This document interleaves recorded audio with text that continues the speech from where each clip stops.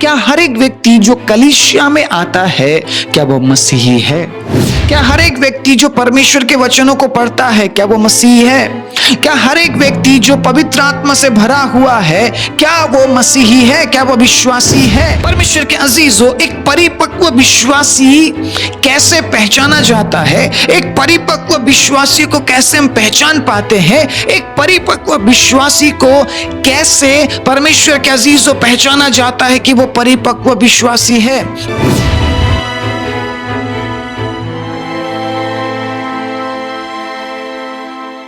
आप सभी को जय मसीह की। प्रभु यीशु मसीह के नाम से मैं आप सभी का स्वागत करता हूं आज के वचन के लिए। परमेश्वर के अजीजों, मैं आशा करता हूं आप इन दिनों में प्रभु के वचनों को बड़े आनंद के साथ ग्रहण कर रहे हैं। मैं आशा करता हूं परमेश्वर के अजीजों आप एंजॉय कर रहे हैं हर एक प्रचार को। जब मैं किसी प्रचार को रिकॉर्ड करता हूं ना, मेरी प्रार्थना यही होती है कि प्रभु इस प्रचार के जरिए आप अपने लोगों से बात कीजिए। आपके वचनों के जरिए प्रभु आप अपने लोगों से बात कीजिए। मैं मैटर नहीं करता हूं परमेश्वर के अजीजों, या वो व्यक्ति मैटर नहीं करता है जो संदेश लेकर आ रहा है। संदेश इंपॉर्टेंट है। हालेलुया। इसीलिए मैं हमेशा आप लोगों से मैं इस बात को मैं कहता हूं कि संदेश देने वाले को नहीं, उस संदेश को इंपॉर्टेंट समझिए जो संदेश आपके बीच में दिया जा रहा है। कई बार हम लोगों के तरफ आकर्षित हो जाते हैं और संदेश, प्रभु का जो वचन है वो हमसे छूट जाता है। ठीक है, संदेश देने वाला भी ठीक है, आदर के योग्य है, लेकिन आप संदेश से ज्यादा, प्रचार से ज्यादा प्रचारक को आदर मत दीजिए, क्योंकि अगर आपने प्रचारक को ज्यादा आदर दे दिया, आप परमेश्वर के वचन को आदर नहीं दे पाएंगे। इसलिए मैं हमेशा आप लोगों को उत्साहित करता हूं ये कहते हुए कि प्रभु के वचनों को आप बड़े ध्यानपूर्वक सुनिए, ताकि आपके जीवनों में आप परिवर्तन को महसूस कर सके। क्या हर एक व्यक्ति जो कलीसिया में आता है क्या वो मसीही है? क्या हर एक व्यक्ति जो परमेश्वर के वचनों को पढ़ता है क्या वो मसीही है? क्या हर एक व्यक्ति जो पवित्र आत्मा से भरा हुआ है क्या वो मसीही है? क्या वो विश्वासी है? परमेश्वर के अजीजों, एक परिपक्व विश्वासी कैसे पहचाना जाता है? एक परिपक्व विश्वासी को कैसे हम पहचान पाते हैं? एक परिपक्व विश्वासी को कैसे परमेश्वर के अजीजों पहचाना जाता है कि वो परिपक्व विश्वासी है? क्या अन्य भाषा परमेश्वर के अजीजों बोलने से एक व्यक्ति को पहचाना जाता है कि वो परिपक्व विश्वासी है या नहीं? क्या उपवास रखने वाले व्यक्ति को देखकर हम ये समझ सकते हैं कि वो परिपक्व विश्वासी है या नहीं? परमेश्वर के अजीजों, जो बार बार ये कहता है कि मैं धर्मी हूं, मैं धर्मी हूं, मैं पवित्र हूं, मैं पवित्र हूं, देखो मैं ये करता हूं, वो करता हूं, ऐसा करता हूं, वैसा करता हूं, क्या ऐसे व्यक्ति को देखकर हम ये समझ सकते हैं परमेश्वर के अजीजों कि वो परिपक्व विश्वासी है बोलकर? कैसे पता चलेगा? बुरी संगति अच्छे चरित्र को बिगाड़ देती है। बहुत से लोग कलीसिया में इसलिए आते हैं ताकि वो कलीसिया को तोड़ सके। बहुत से लोग कलीसियाओं में इसलिए जाते हैं ताकि वो अपने आंखों की अभिलाषा को पूरी कर सके। कलीसिया में जाकर वो ताड़ते रहेंगे, वो देखते रहेंगे एक दूसरे को। उनका मकसद बस यही है। सुनिए इस बात को, हर एक जो विश्वासी आपको दिख रहा है ना इस संसार में परिपक्व विश्वासी नहीं है। तो कैसे पहचानेंगे आप कौन परिपक्व विश्वासी है बोलकर? कैसे पहचानेंगे आप खुद को कि मैं परिपक्व विश्वासी हूं या नहीं? परिपक्व विश्वासी उसके काम के जरिए पहचाना जाता है, ना कि नाम के जरिए। मान लीजिए आपने अपना नाम पीटर रख लिया, आपने अपना नाम जॉन रख लिया, क्या नाम बदलने से आप परिपक्व बन जाते हैं? परमेश्वर के अजीजों, बहुत से लोग अपने बच्चों का नाम वचन के अनुसार रखते हैं, लेकिन क्या उनके नाम रखने से उनके बच्चे परिपक्व विश्वासी बन पाते हैं? नो। आपके काम वैसे होने चाहिए जैसा एक परिपक्व विश्वासी करता है।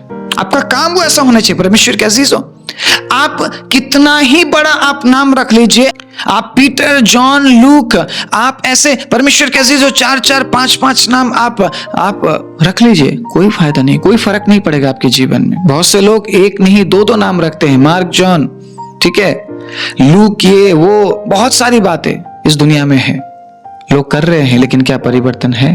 जीवन में परिवर्तन है, बल्कि जिनके नाम में परमेश्वर के अजीजों हम ये सुनते हैं कि उस व्यक्ति का नाम मार्क है या जॉन है या लूक है, वही सबसे ज्यादा कमजोर हमें दिखते हैं। परिपक्वता बिल्कुल उनके अंदर नहीं होती है। सुनिएगा इस बात को, आपके काम परिपक्व विश्वासी जैसे होने चाहिए। नाम से फर्क नहीं पड़ता है, नाम से बिल्कुल भी फर्क नहीं पड़ता। बहुत से लोग प्रभु में आने के बाद वो नाम बदल लेते हैं। क्या काम बदला है उन्होंने?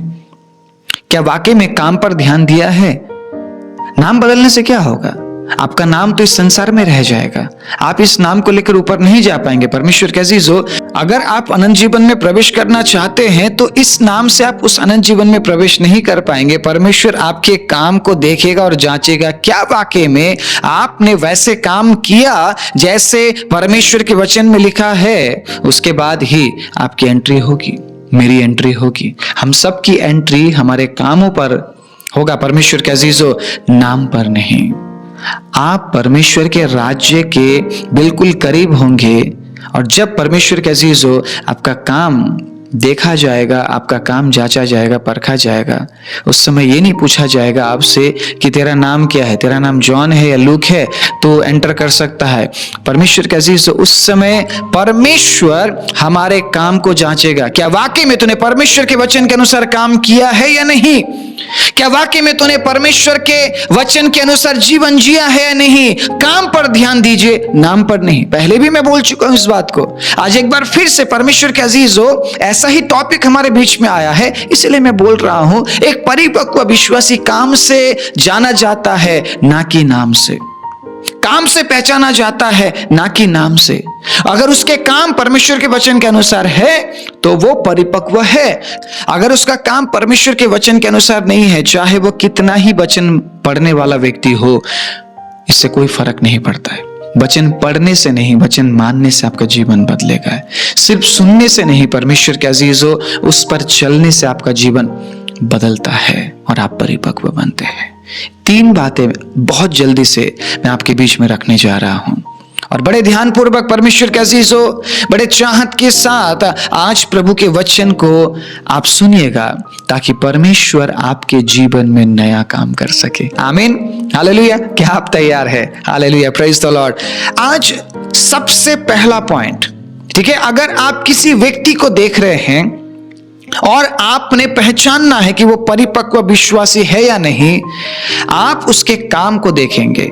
या जब आप खुद को देखते हैं और खुद के बारे में सोचते हैं कि मैं एक परिपक्व विश्वासी हूं या नहीं, तब आप खुद में भी काम देखेंगे। आप, क्या मैं सुनने वाला हूं या मैं बोलने वाला हूं? या जिस व्यक्ति को मैं देख रहा हूं, क्या वो सुनने वाला है या बोलने वाला है? क्योंकि एक परिपक्व विश्वासी, परमेश्वर के अजीजों, बोलता कम है और सुनता ज्यादा है। कई जगह में, इवन पुराने नियम में, नए नियम में, अपने मुंह को बंद रखने के लिए बोला गया है। कलीसिया में बहनों को मुंह बंद रखने के लिए बोला गया है। क्यों? क्योंकि प्रॉब्लम ज्यादा बोलने से है। बहुत से लोग कहते हैं जो हमारी बहनें, उन्हें कलीसिया में बोलना ही नहीं चाहिए। संदर्भ समझने की कोशिश कीजिए। बहुत से जो पुरुष होते हैं वो कम बोलते हैं, लेकिन कुछ पुरुष ऐसे होते हैं बहुत ज्यादा बोलते हैं। लेकिन महिलाओं में ये समस्या है, महिला बहुत ज्यादा बोलती है। मैं यहां पर एक गलत एंगल से इस बात को नहीं बोल रहा हूं। महिलाओं में ये गुण है कि वो ज्यादा बोलती है, ठीक है। इसीलिए बोला गया है जो हमारी बहनें हैं वो कलीसिया में थोड़ा सा अपने मुंह को बंद रखे, क्योंकि जहां पे ज्यादा बातें होती है वहां पे पाप भी होता है, और हम कमजोर इंसान हैं। परमेश्वर के अजीजों, कई बार जुबान लड़खड़ाने से बहुत कुछ हो जाता है। कलीसिया में बहुत से लोग फूट करा देते हैं।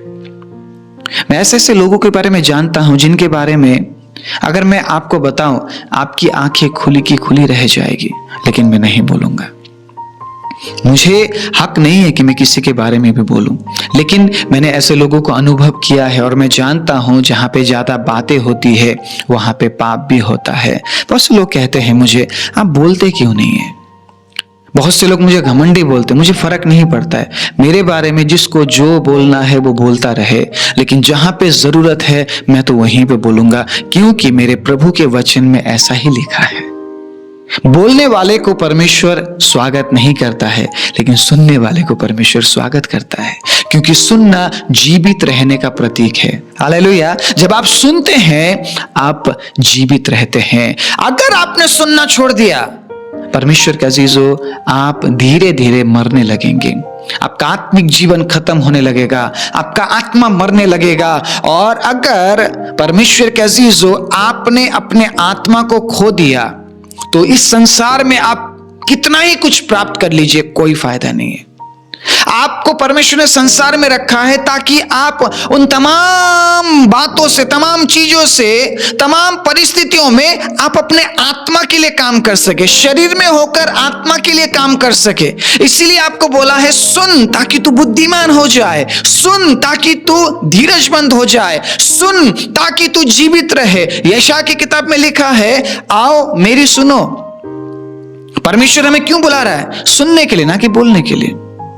परमेश्वर कहता है अपने लोगों को, अगर तुम सुनोगे तो तुम जीवित रहोगे।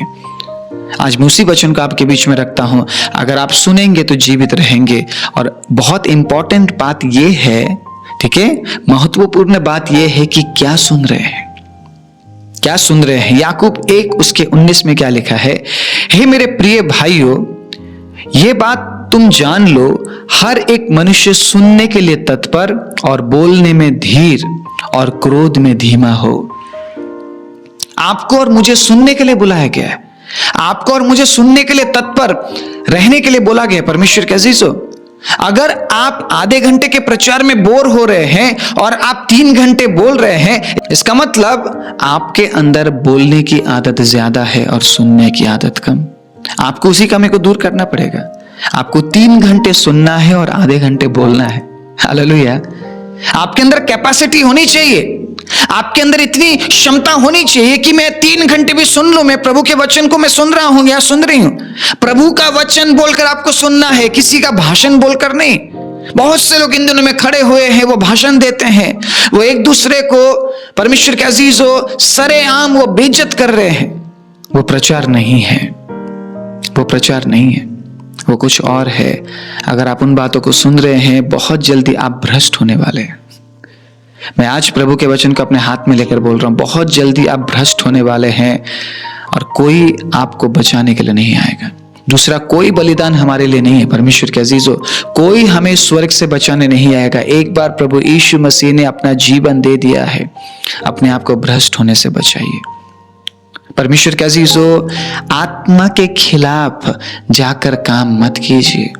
जब आप ऐसी बातों को सुनते हैं ना, जब कोई किसी को गिरा रहा है, कोई किसी को कुछ बोल रहा है, कोई किसी को कुछ बोल रहा है, आप आत्मा में मरने लगते हैं, आप आत्मा में मरने लगते हैं। परमेश्वर का वचन तो हमें जीवन देता है, लेकिन जो सांसारिक बातें हैं, जिन बातों को हम सुनते हैं, जिसमें प्रभु के वचन का जिक्र नहीं है, वो बातें हमें खत्म करने लगती है, हमें आत्मिक रूप से मारने लगती है। और इस बात को परमेश्वर के अजीजों आपने अनुभव जरूर किया होगा। अगर अनुभव किया है तो कमेंट सेक्शन में लिख कर जाइएगा, जब आप सांसारिक बातों को सुनते हैं तो आपके जीवन में क्या होता है। परमेश्वर के अजीजों, आज मैं आप सभी को उत्साहित करना चाहता हूं, सुनने की क्षमता को बढ़ाइए। प्रभु आने वाला है। हालेलुया। प्रभु आने वाला है। अगर आप सो गए, अगर आप भूल गए, अगर आप गहरी नींद में चले गए, आधी रात में दूल्हा आएगा, आपको पता नहीं चलेगा। शोर शराबा होगा, आपको पता नहीं चलेगा। आप प्रभु से कहेंगे, प्रभु आपने मुझे जगाया क्यों नहीं? परमेश्वर बोलेगा, कितने शोर शराबे हो रहे थे, तू तो जागा ही नहीं, तू तो सो गया था, तू तो सो गया था। क्योंकि जो सोते हैं वो सुनते नहीं है। हालेलुया। सोए हुए व्यक्ति के सामने कितना ही कुछ आप बोल लीजिए, फर्क नहीं पड़ता है। वो सोया हुआ है, वो अपनी दुनिया में है। हालेलुया। उसे कुछ पता नहीं चलेगा, कुछ फर्क नहीं पड़ेगा। जब आधी रात में दूल्हा आएगा, अगर हम सोते हुए पाए गए, हम सुन नहीं पाएंगे। इसीलिए आपको जागने के लिए बोला गया, इसीलिए मुझे जागने के लिए बोला गया। जागने का मतलब क्या है? बोलो कम, सुनो ज्यादा। आप सुनते रहेंगे तो जागते रहेंगे। हालेलुया। लेकिन अगर आप बोलते रहेंगे तो आप सो जाएंगे।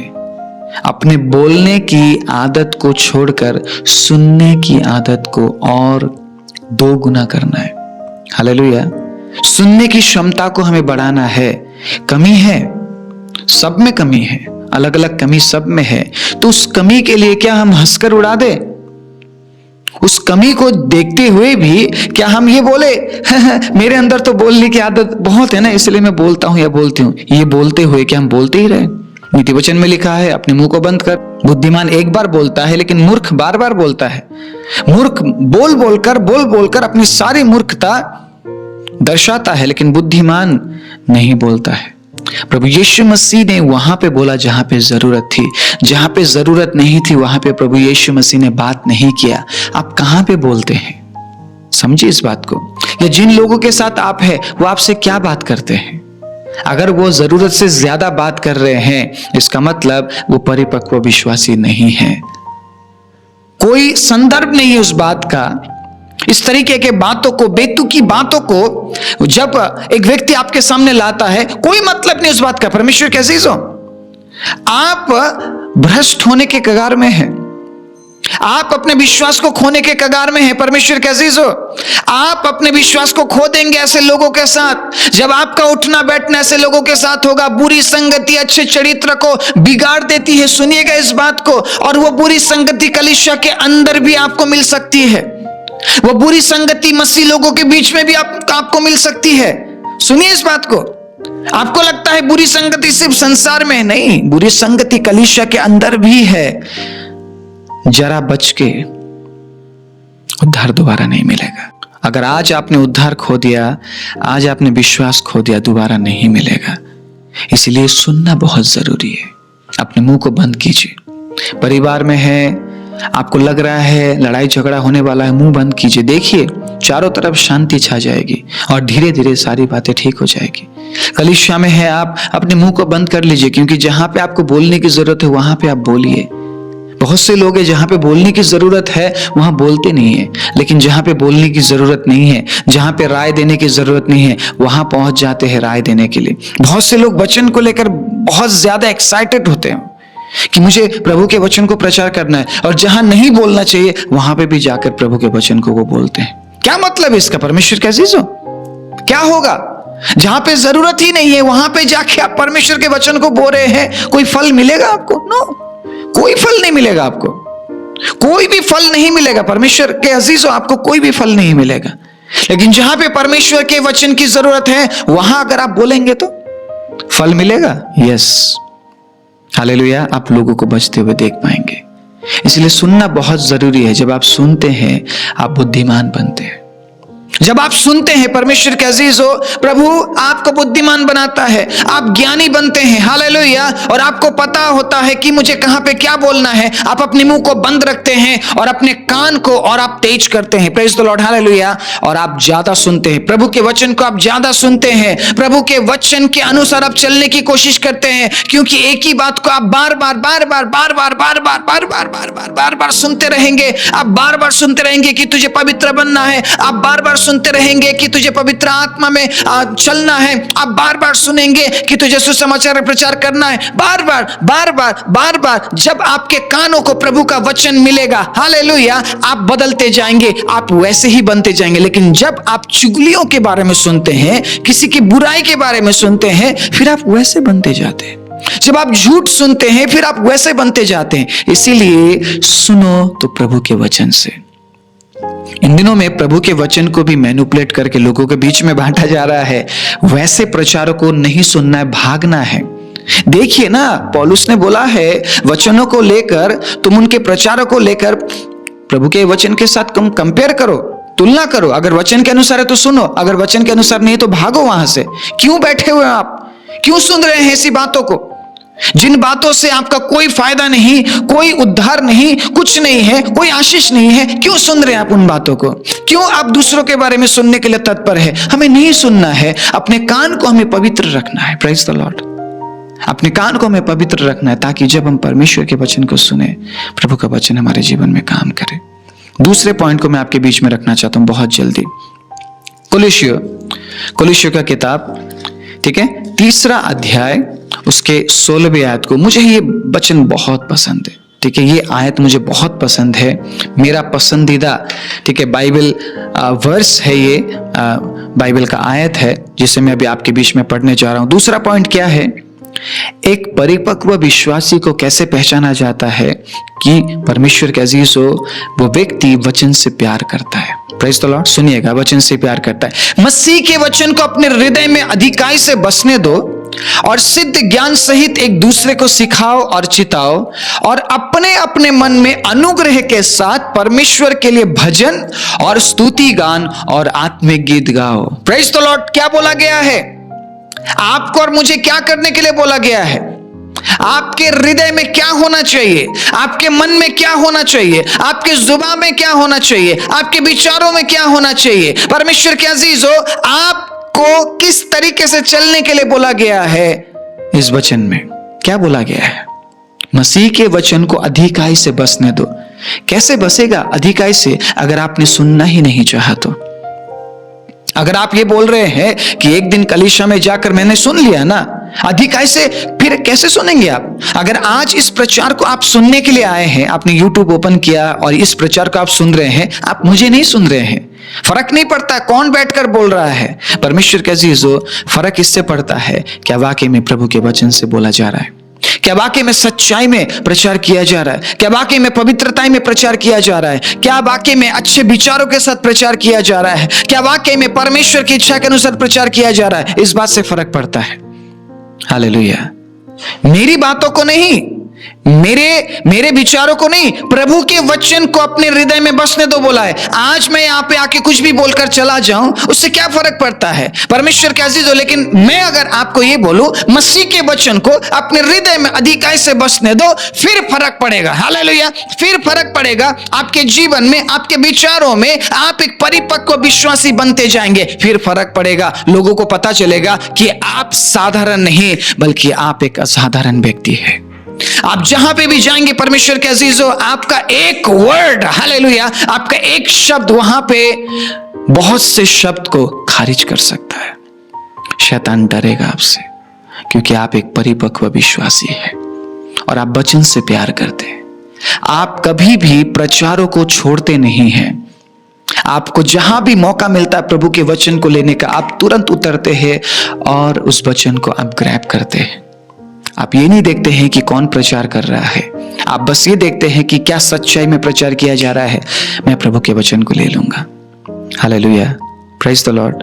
अगर आप वाकई में एक परिपक्व विश्वासी है, आप वचन से प्यार करने वाले होंगे, या उन लोगों के साथ जिन लोगों के साथ आप मिल रहे हैं, अगर वो परिपक्व विश्वासी है तो वो वचन से प्यार करने वाले होंगे। वो समझौता नहीं करेंगे प्रभु के वचन के साथ, वो संडे सर्विस के साथ समझौता नहीं करेंगे, किसी भी प्रेयर मीटिंग के साथ वो समझौता नहीं करेंगे, वो अपने काम को पहला स्थान नहीं देंगे, वो परमेश्वर को पहला स्थान देंगे, प्रभु के वचन को पहला स्थान देंगे। जब वो सुबह उठते हैं उस समय वो प्रभु के वचन को पहला स्थान देंगे। जब वो रात को परमेश्वर के अपने बिस्तर में होते हैं, वहां पे वो परमेश्वर के वचन को पहला स्थान देंगे। आप समझिए इस बात को, आपके जीवन में परमेश्वर के वचन को आप पहला स्थान देंगे। अगर आप एक परिपक्व विश्वासी है तो एक परिपक्व विश्वासी इस बात से पहचाना जाता है कि वो वचन से प्यार करता है या नहीं।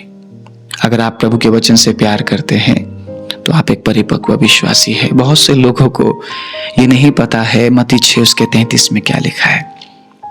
बहुत से लोगों को ये नहीं पता है मरकुस 11:24 में क्या लिखा है। बहुत से लोगों को ये नहीं पता है मरकुस 16:16 में क्या लिखा है।